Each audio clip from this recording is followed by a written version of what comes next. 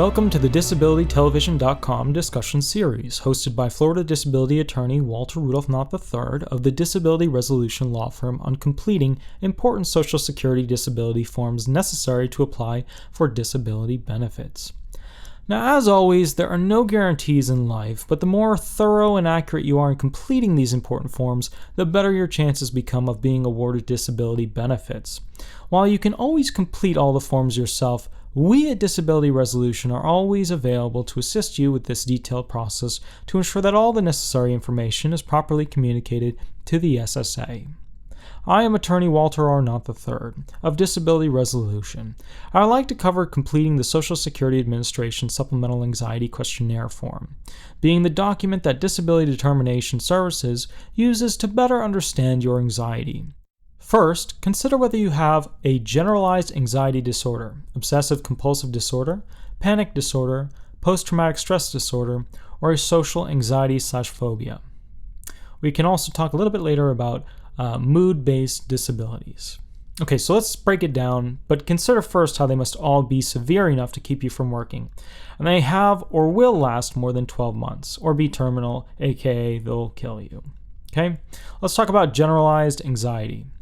Constant worrying that something bad is going to happen, dry mouth, random sweating, fear sweats, waking up sweating, palpitations, rapid heart, skipping beats, shaking, trembling, quivering, unlikely fears, constant alertness due to fears, irritability, hyperactivity, insomnia, muscle tension, tiredness, an easy startle reflex, apprehension, difficulty focusing, tossing and turning at night, and suicidal ideations. Okay, that's basically for anxiety. Now, similarly, panic attacks have additional elements, but many of them are very similar.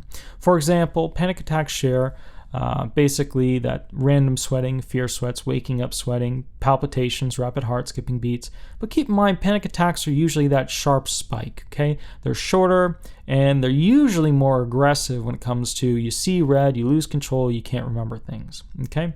They also include shaking, trembling, quivering, shortness of breath, hyperventilating, difficulty with social functioning or leaving the house, choking, an easy startle reflex, inability to focus on tasks or daily activities, apprehension, difficulty focusing, suicidal ideations, and severe ongoing and recurrent panic attacks that occur at least one time per week on average. Okay.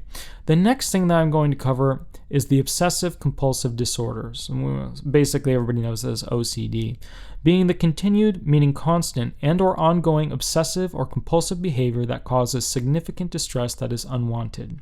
Basically, it's difficult for individuals with OCD to keep jobs because they use a lot of sick days and have a tendency to have social functioning issues. This means that they have a difficult time completing tasks due to a lack of focus and will often also have a difficult time socializing with others. The next thing that I'm going to cover is PTSD, or post-traumatic stress disorder, being the continued, ongoing, and intense recollections of a traumatic event or events. People usually think of veterans from Vietnam or Iraq. However, individuals who have experienced a death, injury, rape, accident, abuse, natural disaster, or a heart attack may also have PTSD. An example that I can give you of how I was personally affected by PTSD involves the Florida bar. I'm one of those types who tries to always be the best, and with that, I'm always trying to find new ways to make systems that will make things easier. Well, when I was studying for the bar, I set up multiple different and evolving schedules in order to make the schedule better. I would constantly try to wake up earlier and earlier.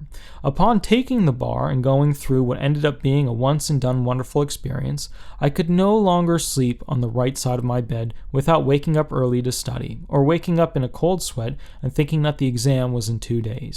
This is also a form of post-traumatic stress disorder. There are other listings pertaining to anxiety-based disabilities. However, if you have any questions, feel free to call me at 407-279-1754.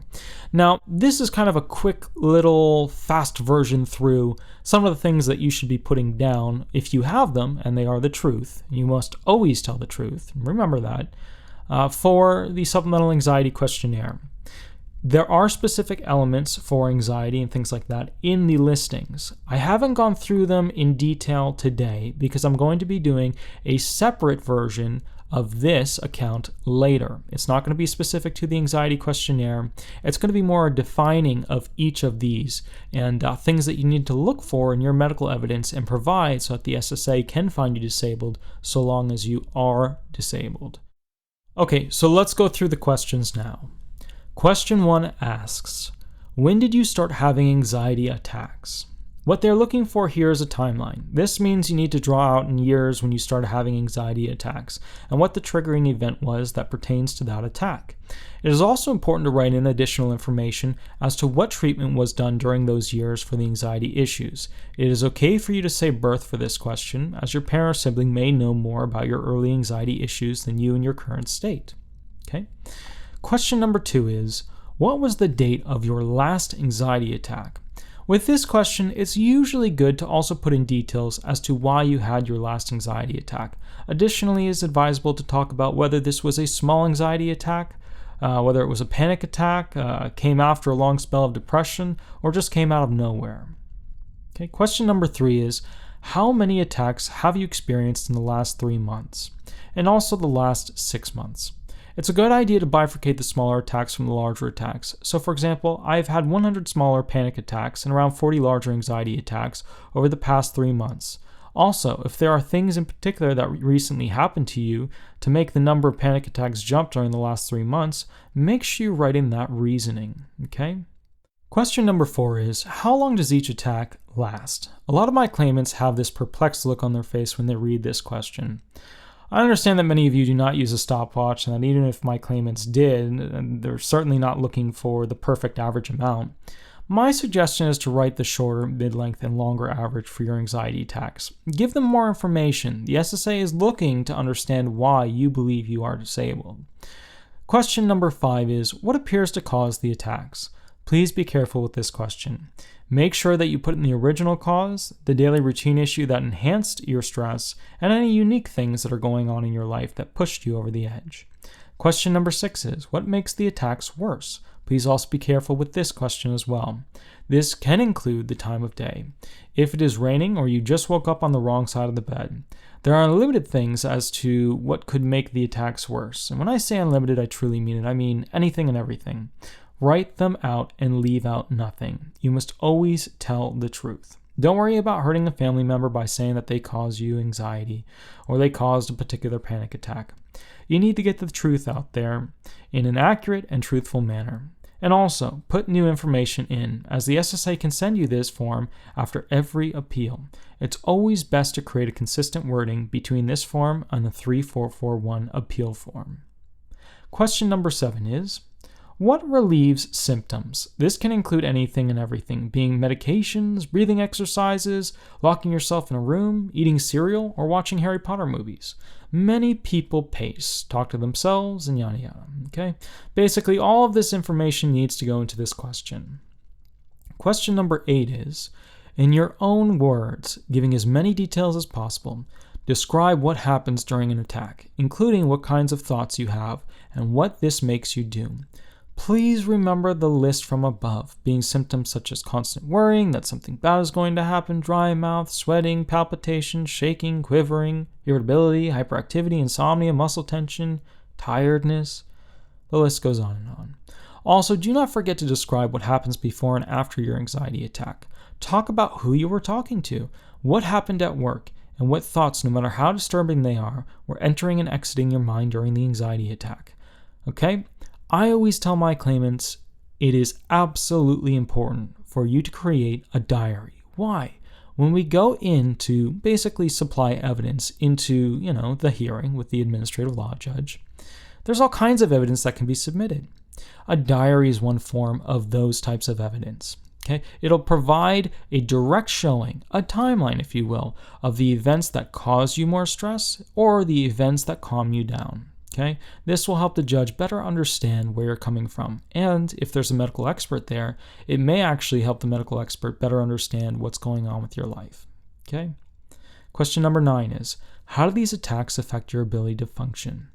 Okay, take a mini break, as the explanation thus far has been pretty detailed. Remember, you want to kind of take all this information in and get the general gist of it. I know you're not going to be able to follow every word, and I know you might reverse and try and figure something small out, but try to get the general gist of what we're trying to do here. Okay, ready? Great. Okay. All right, so you need to think in terms of work functioning and social functioning. Split it up. What jobs did you have within the past 15 years, and what functions could you not complete in those jobs due to your anxiety attacks nowadays? For example, you could not focus and therefore would not complete the task of filing documents properly, whereas back in the day, this is something that you could do easily. Okay. Additionally, think of social functioning issues. You would start crying and your family tried to help, but only hurt more, and you ended up at the hospital because you need space from people, etc., etc. Okay, this is your chance to add evidence as to why your abilities to function, meaning doing anything from everyday stuff to highly complex tasks, is limited by your anxiety attacks. Okay, so now that does it for the Supplemental Anxiety Questionnaire form from the SSA for disability benefits. I hope this helped you with a better understanding as to what the SSA is looking for when considering whether you can receive benefits from the SSA. In the event you have any questions or would like to, basically talk with somebody about form completion, please feel free to contact me at info@disabilityresolution.com or 407-279-1754. Again, 407-279-1754. I'd be happy to assist you with this process. Again, I am attorney Walter R. Hnot III with Disability Resolution PA, and this is hosted by disabilitytelevision.com. Have a wonderful, wonderful day. Thank you. Bye-bye.